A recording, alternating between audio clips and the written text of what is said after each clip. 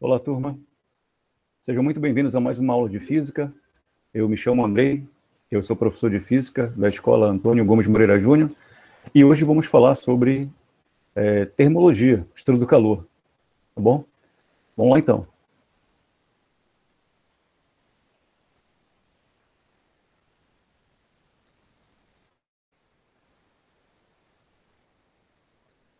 Já deve estar aparecendo para vocês aí a tela. Bom, como eu disse, vamos falar sobre termologia. Então, nessa aula, vamos falar apenas da parte conceitual. Aí, na próxima aula, a gente dá uma exercitada, tá legal? Bom, estudo do calor é o seguinte: todos os corpos emitem calor, né? Todos os corpos emitem radiação infravermelha, né, ou ondas de calor. Não interessa a temperatura em que ele esteja. Tá? A diferença é que quanto maior a temperatura de um corpo, né, maior é o grau de agitação térmica de suas moléculas. Então, se um corpo apresenta uma temperatura menor, é porque a agitação das moléculas é menor, tá? É com menos intensidade. Então, o estudo do calor ele é dividido em algumas partes, alguns segmentos, e vamos, ao longo dessas nossas aulas, aí, trabalhar cada um deles, tá bom? Primeiro, termometria. Bom, termometria, eu acho que o próprio termo já de estudo, né? Termometria, né? Medida, né? De temperatura, tá? Então, vai trabalhar realmente com essa questão do cálculo, né? Que envolve a temperatura de um corpo. Bom, e como eu disse, né? Agora há pouco, a temperatura está ligada ao grau de agitação térmica das moléculas de um corpo. Pela imagem dá para perceber claramente, né, que quanto maior a agitação, né, maior é essa temperatura do corpo, e isso se dá pelo ganho de energia através das moléculas, né, através, por exemplo, digamos que eu tenho aqui um objeto, um corpo, né, metálico, como é o caso desse garfo, pode ser de inox, e aí você pega ele e coloca, né, no fogo ali do fogão, né, na chama do fogão. O que vai acontecer? Aquelas moléculas que estão na ponta, né, do garfo ali, elas vão receber calor diretamente e vão passar a ficar mais agitadas. Tá legal? Então significa que a temperatura do corpo vai aumentar. Bom, e aqui nós temos um conceito bem interessante, que é o de equilíbrio térmico, que é o seguinte: imagina que eu tenho aqui um corpo com uma temperatura elevada, né, maior, e um corpo com uma temperatura menor. O que vai acontecer? Se você coloca eles em um local, né, onde apenas esses dois vão trocar calor entre si, tá? Ninguém mais vai se meter, não vai ter um terceiro, um quarto corpo envolvido, esse cara aqui, ele vai ceder calor para esse daqui, tá com uma temperatura menor. Então vai acontecer isso aqui, ó.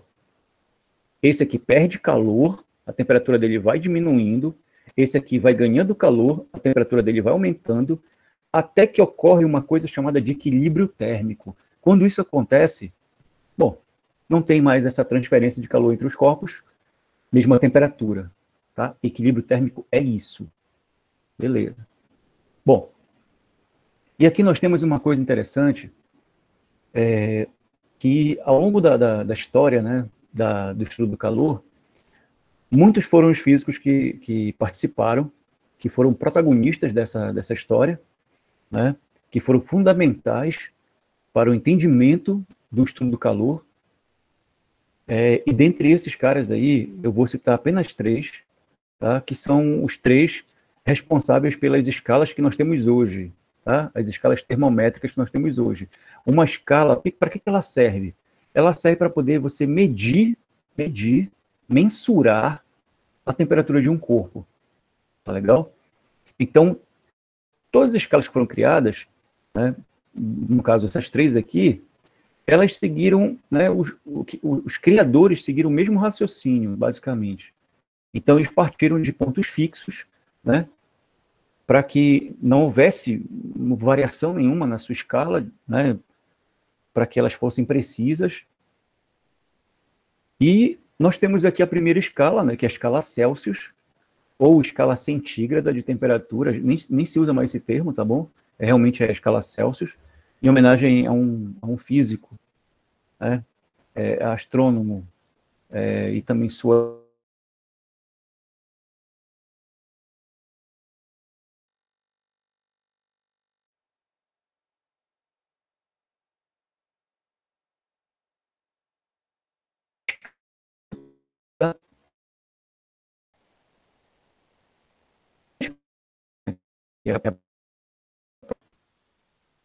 nas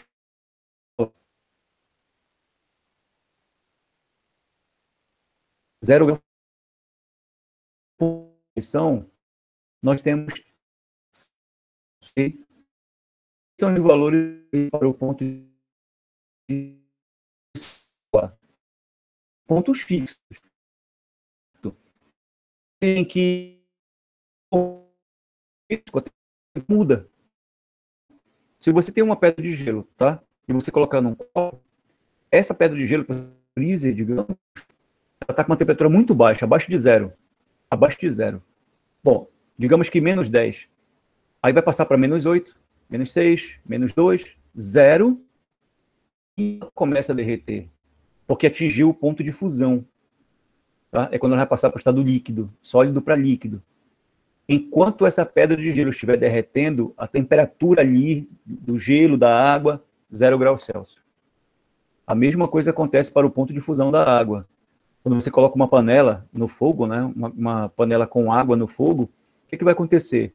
Aquela água ali da panela, ela vai, você pega a água da torneira, por exemplo, né, temperatura ambiente, aí depois de um certo tempo, atinge essa água, ela atinge a temperatura de ebulição, que é de 100 graus Celsius. Quando isso acontece, a temperatura não muda mais, não sobe mais, fica em 100 o tempo todo, até a água vaporizar todinha.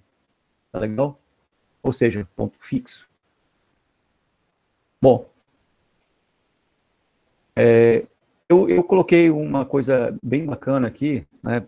Só uma curiosidade, é que inicialmente André Celsius tinha adotado para o ponto de fusão da água, né, 100 e ebulição 0. Aí hoje nós, né, trabalhamos com os valores, né, diferentes agora, né? Fusão é 0 e ebulição é 100, ok? Bom, e aqui, olha, a escala Fahrenheit. Como eu falei para vocês, ela é uma escala que é usada em países de língua inglesa, né? Na Inglaterra se usa Fahrenheit, nos Estados Unidos se usa Fahrenheit, e foi criada por um físico alemão chamado Gabriel Daniel Fahrenheit, tá? E que ele adotou, na escala dele, tá? Os pontos de fusão, né, e ebulição admitem outros valores. Outros valores. Quais são?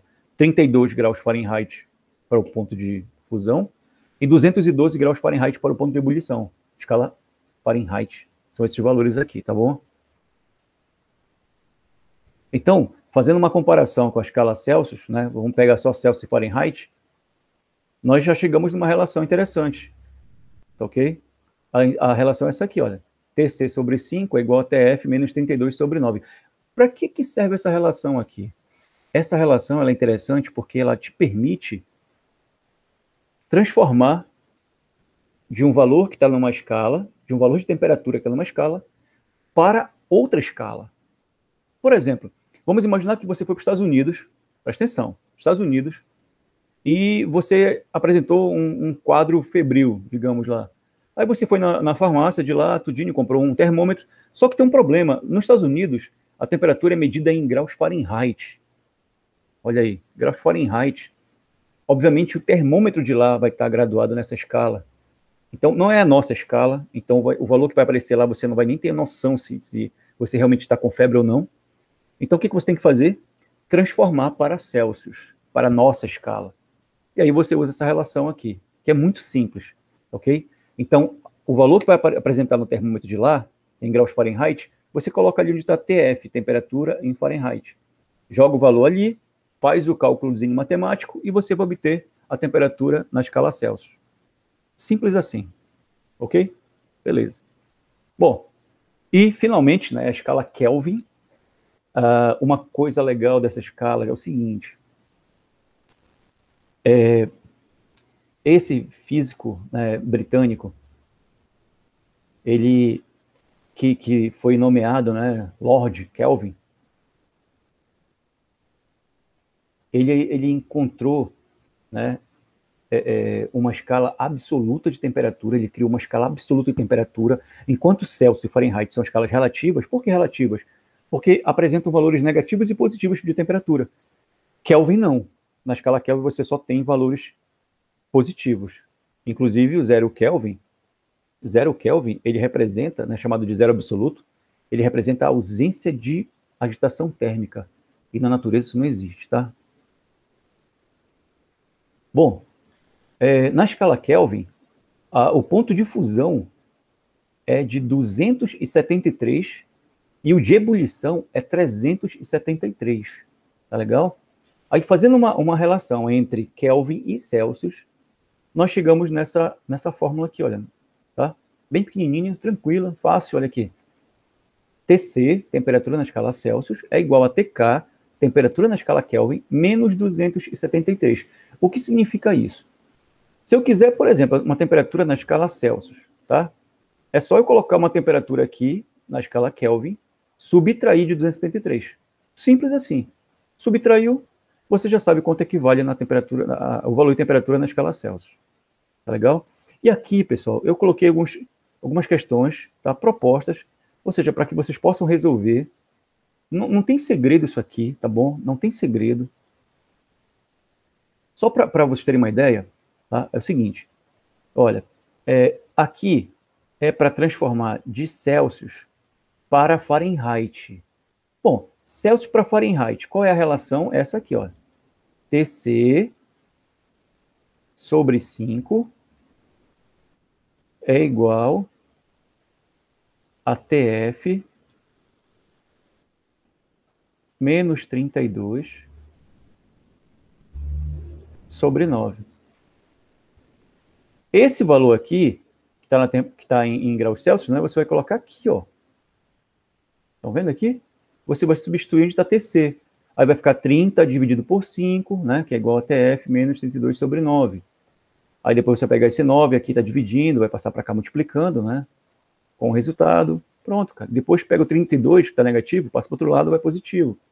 Pronto. Você isola o TF lá e você vai encontrar o valor dele.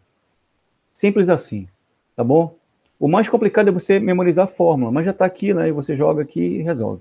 Tá legal? Aí você vai fazer isso com todos aqui. Certo? Tranquilo, tranquilo, tranquilo. Olha, aqui já é para transformar de Fahrenheit, olha aqui, para Celsius. Tá? Essa terceira aqui, ele está falando de variação de temperatura. Só para vocês poderem entender legal, a fórmula da variação de temperatura é essa aqui, ó. TC sobre 5 é igual a delta TF sobre 9. Tá ok? A fórmula já é até menorzinha, é mais simples, tá? Esse 60 aqui, ó, você vai jogar aqui. Só isso, tá? Aí divide por 5 e tal, multiplica por 9 e acabou. Beleza? Então, é porque fica fácil a fórmula, porque ele quer só variação de temperatura. Tá legal? Olha, qual o valor dessa diferença, né, de temperatura na escala Fahrenheit? Né? Pronto. Tranquilo, pessoal. Tá? E aqui, ó, ele quer de Fahrenheit para Kelvin. Tá? Fahrenheit para Kelvin. Bom, Fahrenheit para Kelvin seria esse aqui, ó.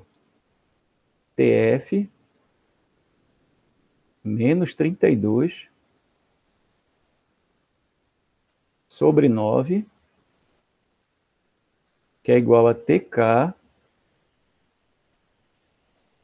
menos